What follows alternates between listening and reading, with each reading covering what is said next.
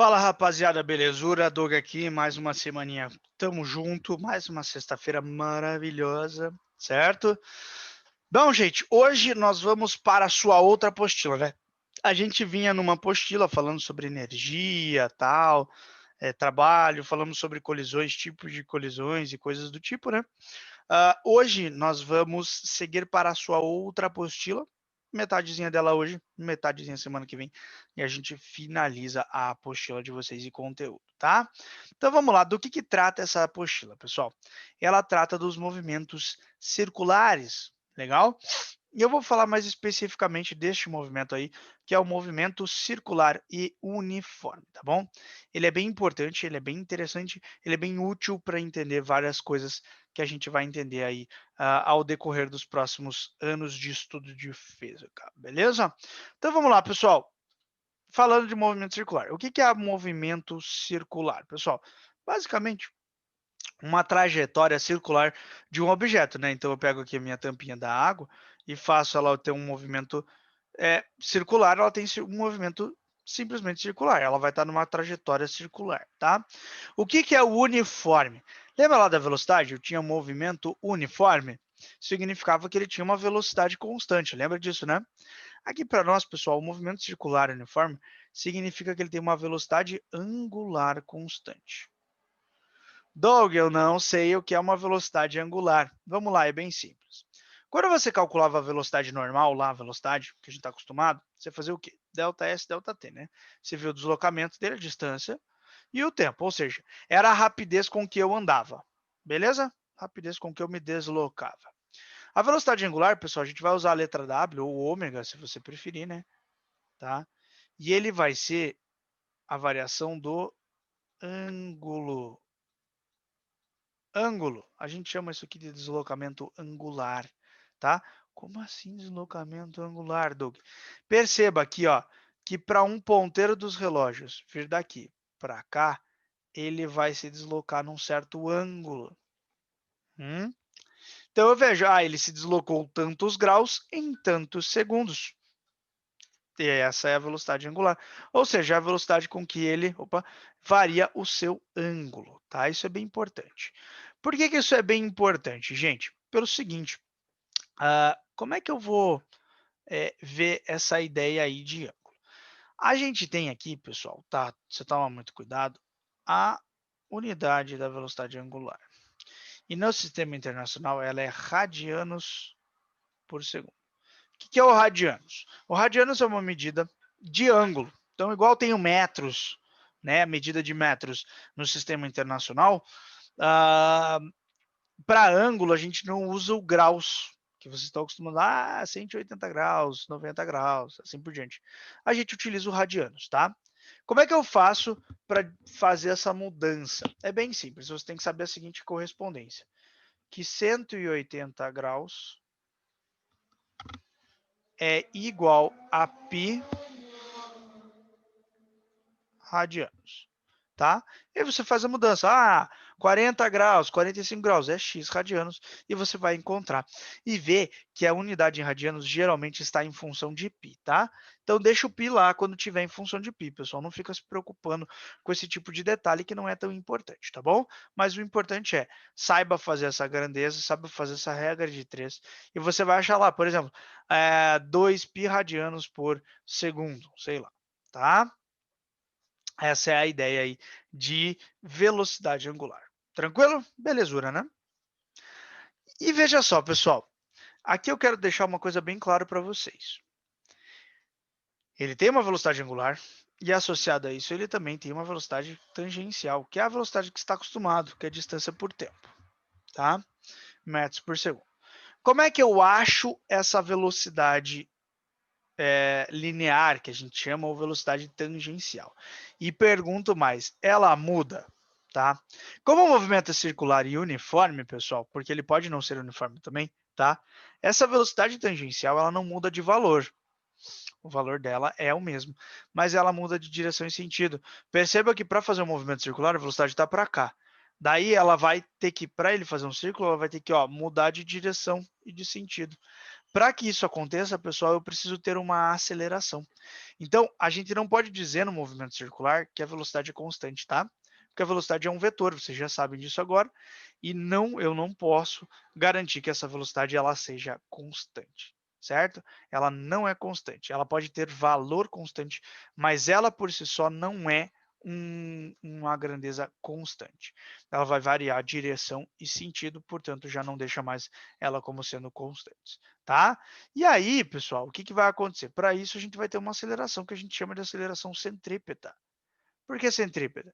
Isso quer dizer que ela aponta sempre para o centro da trajetória, certo?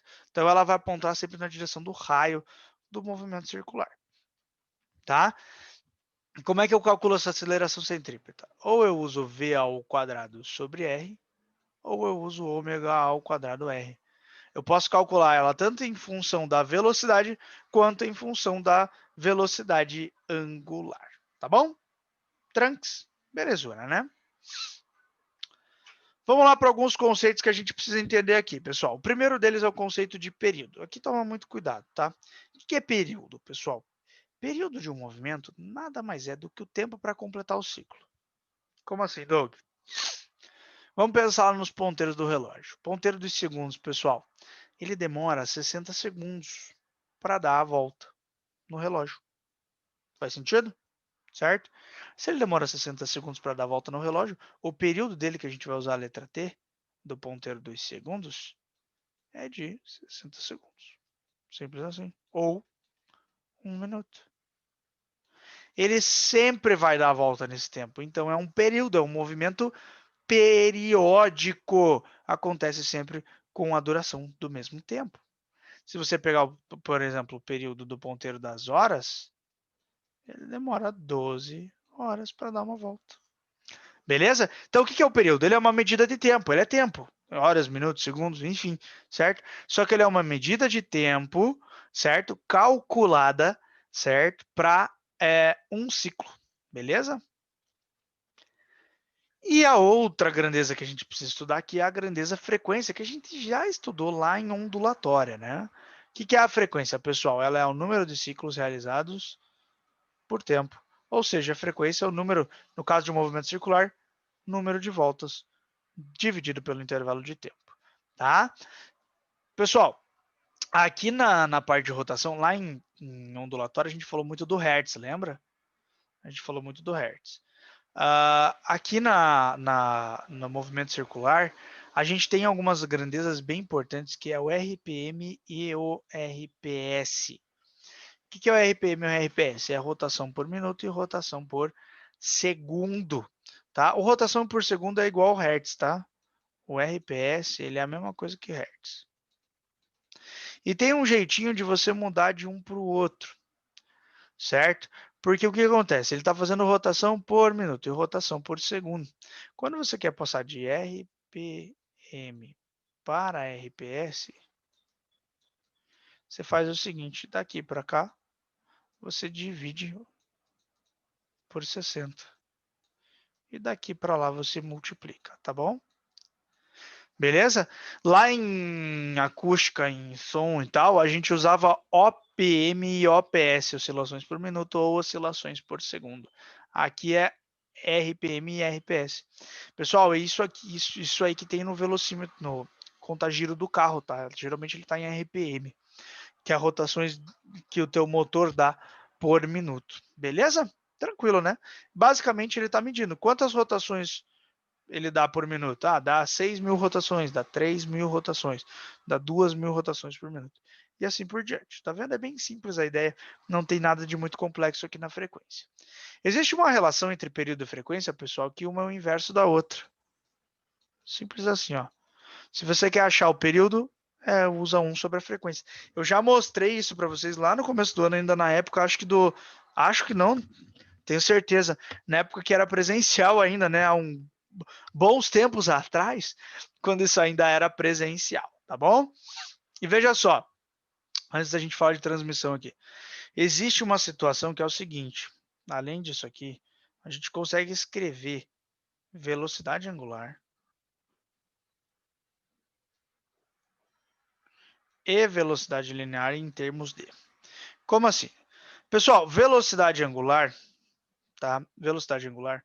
Pensa o seguinte, pensa numa volta, tá? A velocidade angular é a variação do ângulo no tempo, né? Em uma volta, eu tenho 360 graus, que é o equivalente a 2π. E o tempo que isso demora para acontecer é o período de rotação. Então, você pode usar a velocidade angular como 2π sobre o período. Ou, se você preferir, 2π vezes a frequência. Tá bom? Que é o inverso do período. Gente, veja só. Existe uma relação que a gente faz entre a velocidade angular e a velocidade linear. Velocidade linear é igual a ômega vezes r, tá? É a velocidade angular vezes o raio. Se eu jogar aqui, ó, pensa comigo, velocidade aqui é ômega r, né? Só que o ômega é 2π sobre o período, então pode ser 2π r sobre o período, ou 2π r vezes a frequência, tá? Então são maneiras de você usar aí a velocidade angular e a velocidade linear quando você tem tempo, período, frequência e tal, fica mais fácil de você achar esses valores aí, tá bom? Beleza? Tranquilo, né? Para a gente fechar, pessoal, falar a respeito da transmissão do movimento circular. O que é a transmissão do movimento circular? É um objeto que está se movimentando circularmente, transmitir esse movimento para outro objeto. Existem duas formas, tá? A transmissão por roldana ou por toque mesmo, né? Como é que diz? Por atrito mesmo, né? Ali, que vai ser uma transmissão na qual a velocidade linear da parte A vai ser igual à velocidade linear da parte B. Como assim, Doug? Perceba aqui, ó, pessoal, que a velocidade aqui, ó, em A, como ela está conectada por uma rodana, por exemplo, uma bicicleta, tá? Uma bicicleta tem a correia, né? Ela é conectada à parte onde você pedala com a parte lá de trás que é presa na roda, né? Então a parte da frente aqui e a parte de trás lá. A velocidade linear da parte da frente vai ser igual à da parte de trás, porque elas são juntas pela correia. Se elas fossem encostadas uma na outra, também daria na mesma, né? A velocidade linear delas é a mesma. O que quer dizer o quê, pessoal? O que quer dizer o seguinte: velocidade de A é 2π RA FA, lembra? E B é 2π RB FB. Se eu corto 2π com 2π, eu chego em RAFA. O Rafa é igual a RB FB, tá? Então é uma maneira de você também deixar montado aqui quando você falar de transmissão que tem a mesma velocidade linear, né? Por correia ou por toque ali por atrito.